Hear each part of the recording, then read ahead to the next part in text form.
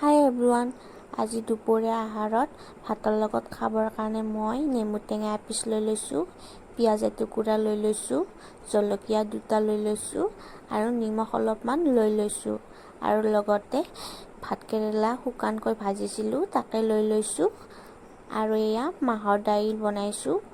মাহৰ দাইলত অমিতা দি লৈছোঁ।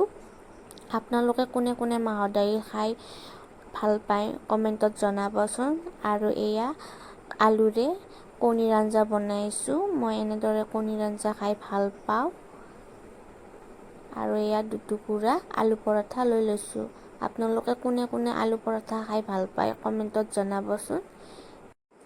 এতিয়া খাবৰ কাৰণে ৰেডি। যদি আপোনালোকে ভিডিঅ'টি ভাল পাইছে তেতিয়াহ'লে লাইক, কমেণ্ট আৰু শ্বেয়াৰ কৰিব নাপাহৰিব। লগতে মোৰ চেনেলটোক প্লিজ ছাবস্ক্ৰাইব কৰি দিব। ধন্যবাদ।